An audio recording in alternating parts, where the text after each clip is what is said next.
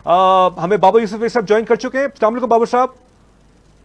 Sir क्या हाल है sir, thank you so much for your time. Babar Yusuf साहब, साबिक तर्जुमान वज़ीर आला बलूचिस्तान। बाबर साहब, आप देख रहे हैं हिंदुस्तान की जारियत के मामला खत्म नहीं हो रहे, बेशर्मी पे उतर आया है, उनका इंडियन मीडिया झूठ फैला रहा है। कल 80 ड्रोन्स उन्होंने भेजे, उनको तो हमने उड़ा दिया, इसराइली साख्ता थे वो ड्रोन्स। लेकिन अब पाकिस्तान के पास क्या ऑप्शंस रहते हैं? हम बहुत तहम्मुल दिखा रहे हैं और बहुत से लोग ये कह रहे हैं कि तहम्मुल जो है ये थोड़ा सा नहीं समझ में आ रहा कि इतना क्यों दिखाया जा रहा है। जाहिर बात है, हमें हमारी रिस्पॉन्सिबिलिटी, इंटरनेशनल कम्युनिटी का हिस्सा है हम। अगर हम कुछ करते हैं तो फिर आपको क्या लगता है कि शदीद लाहक है खतरात की जंग पूरी छिड़ सकती है? जी बाबर साहब जी, आप सवाल रिपीट करेंगे? मुझे आवाज आपकी क्लियर नहीं आ रही। हाँ मैं बस ये कह रहा हूं बाबर साहब, लगता है आपको कि जंग पूरी जंग छिड़ सकती है बाकायदा? जी देखें, पाकिस्तान जो है उसने अब तक जिम्मेदारी का मुजाहरा किया है। पाकिस्तान ने पूरी दुनिया को ये बताया है कि हम एक जिम्मेदार मुल्क हैं। अगर हम पर जंग या जारियत मुसल्लत की गई तो उसका जवाब का हम हाथ महफूज रखते हैं। लेकिन अब तक 7 मई की रात से लेकर आज तक भारत जिस तरीके से उसके सर पे जंगी जुनून सवार है और जिस तरीके से वो हरकतें कर रहा है, वो खिते के अमन के लिए और पूरी दुनिया के लिए ना एक सवालिया निशान है। पाकिस्तान ने तो देखें अब आज तक जो है एक जिम्मेदार मुल्क की हैसियत से एक जिम्मेदारी का अपना जो है ना एहसास दिलाया है दुनिया को। लेकिन हम कब तक बर्दाश्त करें? पहले हम हमारे ऊपर जारियत की गई, हमारे मासूम और बेगुनाह शहरियों को शहीद किया गया। उसके बाद इन्होंने ड्रोन भेजकर हमें जो है ना जंग की तरफ उकसाने की भरपूर कोशिश की गई। मैं खिराजे तहसीन पेश करता हूँ पाकिस्तान की सियासी क़यादत को और हमारी ख्वाज पाकिस्तान की क़यादत को कि जिन्होंने बहुत सोच समझ कर सबर तहम्मुल से काम लिया। लेकिन अब जो हालात बन रहे हैं, हम अपनी मुख्तारी में, हम अपने मुल्क की सलामती में, अपने मुल्क के दिफा में कोई कम्प्रोमाइज नहीं कर सकते हैं। पाकिस्तान है तो सब कुछ है, अगर पाकिस्तान नहीं है तो फिर हम जो है ना हम भी इस्तेमाल करेंगे, हम किसी भी हद तक जाएंगे। हमने तो देखिए जिम्मेदार मुल्क बनने का सबूत दे दिया है। अब हमारे पास इसके अलावा कोई रास्ता नहीं है कि हम भारत को मुंहतोड़ जवाब दें। हमारी तमाम सिक्योरिटी फोर्सेस, अफवाज पाकिस्तान, एयरफोर्स, नेवी सब तैयार हैं।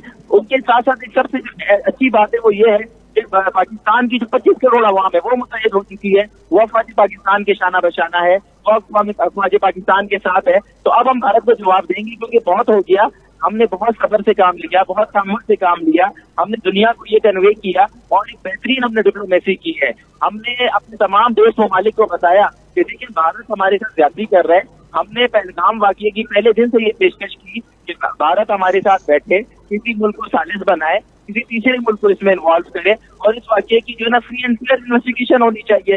लेकिन भारत के ऊपर जंगी जुनून सवार है। नरेंद्र मोदी जो एक इंतहा पसंद हिंदू है, जो इससे पहले गुजरात में मुसलमानों की कत्ले आम में मुलव्विस थे, उन्हें अब क्योंकि इलेक्शन में जाना है और वो इलेक्शन में जाने से पहले जानबूझ इस तरह की हरकतें कर रहे हैं कि जंगी माहौल बने और आवाम की तरफ से उनको हिमायत मिले और आवाम की तरफ से उन्हें जो सपोर्ट मिले और वो पूरे डिलीवर करने में हिंदुस्तान में नाकाम हो चुके हैं। तो अब उनकी पूरी कोशिश है कि जंगी माहौल बनाया जाए और जंग की जाए। लेकिन बस अब बहुत हो गया, हमने बहुत सब्र और तहम्मुल से काम लिया, हमने एक जिम्मेदार मुल्क होने का सबूत दे दिया। अब अगर जंग होगी तो उसमें सारा जो जिम्मेदार होगा वो भारत होगा। भारत के गलतफहमी में ना रहे कि वो हमसे दिफाई पोजीशन में बहुत ज्यादा मजबूत है। हमने उसका हुजूर खात्मे में ला दिया है।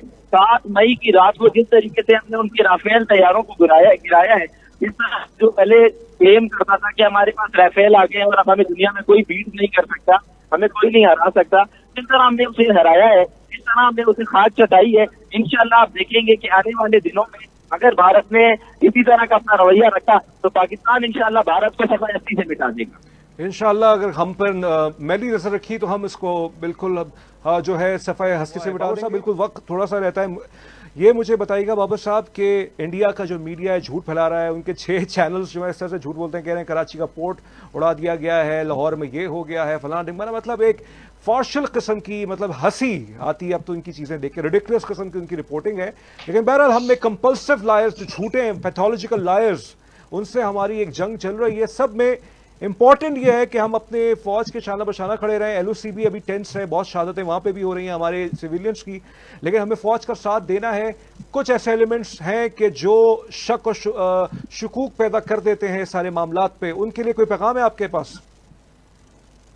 जी देखिए, ये तो साबित हो गया कि भारतीय मीडिया जो है वो एक मसाला मीडिया है और उसके मीडिया की कोई दुनिया में वर्थ नहीं है।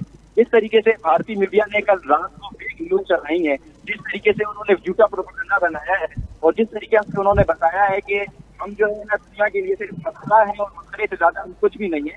कल तो उन्होंने रात को इस्लामाबाद में, लाहौर में, कराची में, पूरे पाकिस्तान पे कब्जा कर लिया था।